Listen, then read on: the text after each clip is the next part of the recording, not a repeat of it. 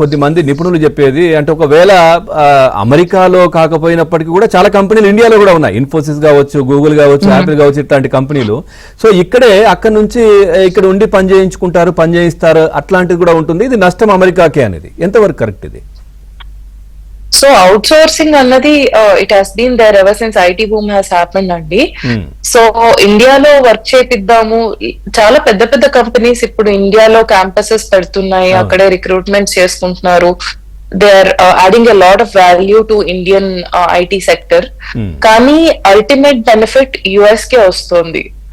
So ఈ US లో work చేసే వాళ్ళని వెనక్కి వెళ్ళిపోమంటే వీళ్ళకి ఒక్కొక్కరికి చాలా చాలా ఎక్స్పెన్సివ్ శాలరీస్ ఇవ్వాల్సి వస్తుంది. అండ్ ఇక్కడ అందరు ర్యాప్అప్ చేసుకుని వెళ్తే ఇండియాలో రియల్ ఎస్టేట్ పెరుగుతుంది, అందరు ఇల్లు కొనుక్కునే వస్తారు, ఇక్కడ నుంచి వెళ్ళిపోయే వాళ్ళు అన్ని డిస్పోజ్ చేస్తారు. ఇక్కడ యుఎస్ లో రియల్ ఎస్టేట్ తగ్గుతుంది. సో ఓవరాల్ చెప్పాలంటే బెనిఫిట్ ఎవరికి అన్నది ఎవాల్యుయేట్ చేయలేము. బట్ యాన్సిలరీగా real estate gets affected, employment opportunities gets affected ఎందుకంటే highly qualified and people with lot of caliber are coming back. So కొంచెం it's very tough to estimate the stakeholders. Right. అట్లాగే మాలవిక గారు, what are other options? ఏంటి if not H1B? ఏంటి అసలు H1B కాకుండా ఇంకా వేరే ఆప్షన్స్ ఏ ఉన్నాయి? Yes. So O1A visa is a good option. Extraordinary ability ఉండే వాళ్ళకి ఇస్తారు. It is a very tough visa to be very honest. కానీ ఒక కెరియర్ లో ఒక లెవెల్ దాటి ఒక అచీవ్మెంట్స్ బాగుండి వాళ్ళకి అకాడమిక్ గా గానీ ఫస్ట్ నుంచి రీసెర్చ్ ఓరియంటెడ్ గా గానీ వాళ్ళ వల్ల చాలా సమాజానికి పనికొస్తున్నా గానీ it is very very useful అండి. So O1A visa is very much need of the hour అనిపిస్తుంది. ఇట్ హ్యాస్ 3 years, మళ్ళీ ఎక్స్టెండ్ చేసుకోవచ్చు, మళ్ళీ రీఫైల్ చేసుకోవచ్చు, ఆపర్చునిటీ ఉంటుంది. At least people who are here, at least పిల్లలు 18 ఏళ్ళు వచ్చిన తర్వాత వాళ్ళు చేయొచ్చు అనమాట సిటిజన్షిప్ పేరెంట్స్ కి. అది ఒక ఆప్షన్ టెంపరీగా ఒక 5 years అన్న యూఎస్ లో ఉండడానికి O1A. లేదా if someone wants citizenship in Canada or any other treaty free trade agreement ఉన్న కంట్రీ అయితే కనుక ఆంటర్ప్రిన్యూర్షిప్ మెథడ్ లో treaty investor visa E1, E2 అని ఉంటాయి. దాని ద్వారా వేరే సిటిజన్షిప్ పొంది ఇక్కడ యుఎస్ కి రావడం జరగచ్చు. అది కాకుండా EB1A అని ఒక గ్రీన్ కార్డ్ ప్రాసెస్ ఉంది. ప్రస్తుతానికి ఎవరికైతే green card priority date already వచ్చేసిందో EB2 లో ప్రాబబ్లీ కొంచెం స్కేలప్ అయ్యి వాళ్ళ కెరియర్ కొంచెం స్కేలప్ అయినట్టు చూపించగలిగితే ప్రాబబ్లీ EB1Aకి పోర్ట్ చేసుకుని ఇమ్మీడియట్ గా అడ్జస్ట్మెంట్ ఆఫ్ స్టేటస్ చేసుకుని గ్రీన్ కార్డ్ తెచ్చుకునే అవకాశం ఉంది. But these are exclusively for people who are of extraordinary ability. They need to really work hard towards it. Right. అట్లాగే కరెంట్ H1B వాళ్ళకి ఏమైనా ఎఫెక్ట్ ఉంటుందా, ఎలా ఉంటుంది? లేదు అని అంటే ఎక్స్టెన్షన్ కోసం ఉన్న వాళ్ళకి కూడా వాళ్ళు కూడా $100,000 ఏమైనా కట్టాల్సి ఉంటుందా? దానికి సంబంధించి ఏమైనా తెలిసిందా? సో 100K కట్టాల్సింది ఎంప్లాయర్ గవర్నమెంట్ కి. సో H1B హోల్డర్స్ కట్టరు. సో ఆ కంపెనీ అంటే సపోజ్ ఎగ్జాంపుల్ యాపిల్ మిమ్మల్ని హైర్ చేసుకోవాలంటే యాపిల్ గవర్నమెంట్ కి కట్టాలి per year per person 100K. So అలా కడితేనే ఇది ఇంకా సాగుతుంది H1B ప్రోగ్రామ్ అన్నట్టు ఏదో స్ట్రాంగ్ గా చేశారు.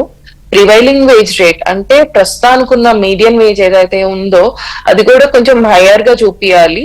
సో దాని వల్ల H1B వాళ్ళు ఎవరైతే తక్కువ శాలరీస్ లో ఉంటారో వాళ్ళు కూడా క్వాలిఫై కాకుండా ఆటోమేటిక్ గా ఫెయిల్ అవుతారు అన్నట్టు కూడా అదే ఉద్దేశంతో ఆ పర్టికులర్ చట్టం కూడా ప్రొక్లెయిమ్ చేశారు. సో బేసికలీ ఇంటెన్షన్ ఏంటంటే ఆ క్రీమీ లేయర్ ఎవరైతే టాప్ లీగ్ లో ఉన్నారో డెఫినెట్ గా ఇంకా పెట్టుకోవాలనుకుంటున్నారో వాళ్ళనే పెట్టుకునేటట్టు మిగతా వాళ్ళందరినీ పంపించేసేటట్టు ఫెసిలిటేట్ చేశారు. ఇది కోర్టుకి వెళ్తే ఏమవుతుందో చూడాలి. Future is very uncertain. అవును. అట్లాగే నేషనల్ ఇంట్రెస్ట్ ఎక్సెప్షన్ ఎట్లా ఉంది, ఏంటి అసలు? సో నేషనల్ ఇంట్రెస్ట్ ఎక్సెప్షన్ అంటే ఈ H1B ప్రొక్లమేషన్ ఏదైతే చేశారో 100K అన్నది, దీనికి ఎక్సెప్షన్ గా నేషనల్ ఇంట్రెస్ట్ ఉంటే కనుక మేము మిమ్మల్ని లోపలికి CBP ద్వారా లోపలికి మీరు వచ్చేయచ్చు క్లియర్ చేసేసి అని చెప్తున్నారు.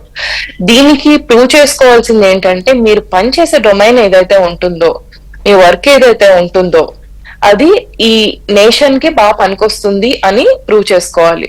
Mostly per se on the face of it ఎక్కువ డాక్టర్స్ కి కానీ ఈ రీసెర్చర్స్ కానీ న్యూక్లియర్ సైంటిస్ట్లకు కానీ people who are in very advanced technology field వాళ్ళకి పనికొస్తుంది.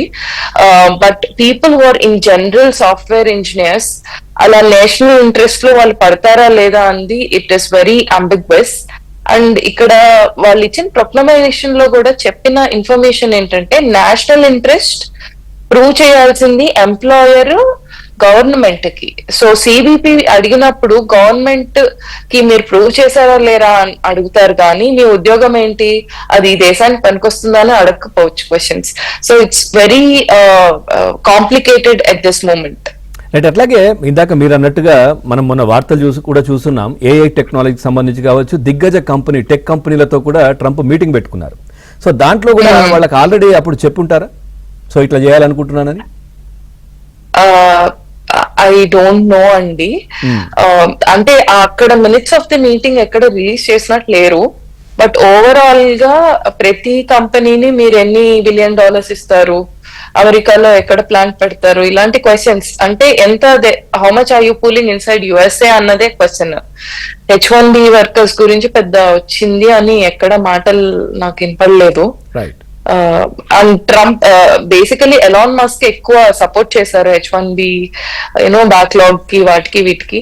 సో ఆయన్ని ఇన్వైట్ చేయలేదు. సో మన రిప్రజెంటేషన్ ఉన్నది కూడా లేకుండా పోయింది అనిపిస్తుంది. రైట్. థ్యాంక్ యూ మాలవిక గారు. చూద్దాం మళ్ళీ ఏమైనా దీంట్లో వెనకడుగు వేస్తారా, ఎట్లా ఉంటుందో చూద్దాం. థ్యాంక్ యూ అండి. థ్యాంక్ యూ అండి. రైట్. ఇక విదేశాలపై ఆధారపడవద్దని తాను ఎప్పటి నుంచో చెబుతున్నానని ప్రధాని మోదీ అన్నారు. ఇతర దేశాలపై ఆధారపడడమే అన్నిటికన్నా పెద్ద శత్రువు అని చెప్పారు. ఇక మన